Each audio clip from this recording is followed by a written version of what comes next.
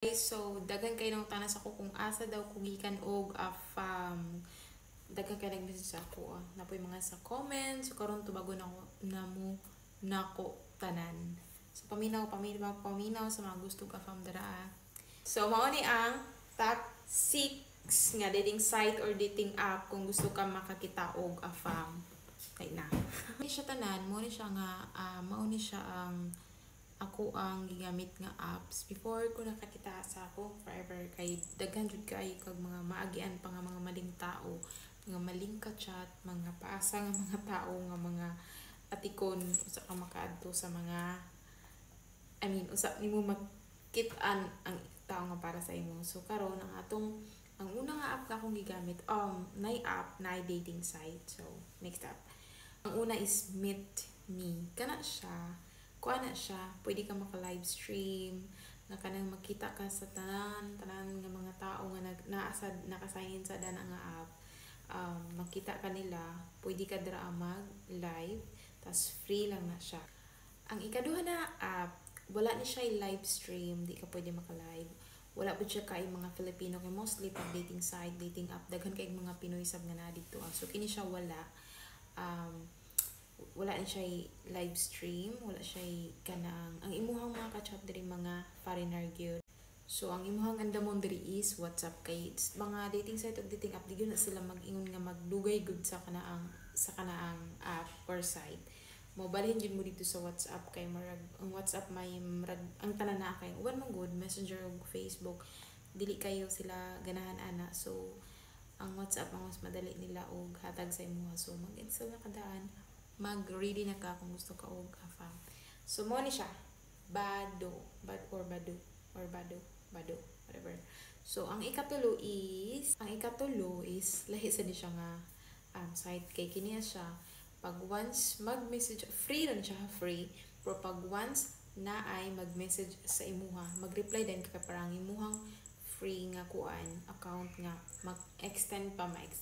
So kung dili ka mo reply sa isa ka tao pagka ugma wala na siya. So kinahanglan do naga mag-message sa imo reply dayon kay para magka-chat kay mawala man siya automatic mawala. So ang ihang tawag is Bumble.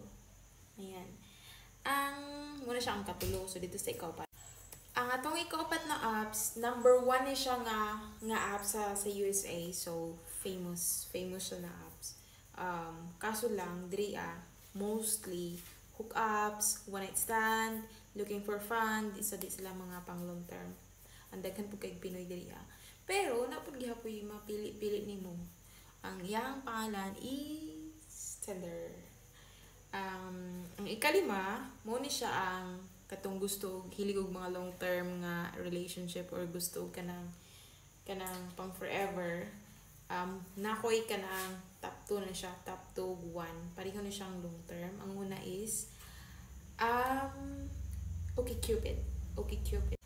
Ang OkCupid mismo na sa mga questions sa imo nga imuhang tubagon, imuhang siran kay para sila yung mangita og match nimo nga pareha nimo og hobbies, pareha ninyo kung sa mga interest nimo, or mahilig ka sa music, mahilig ka sa games.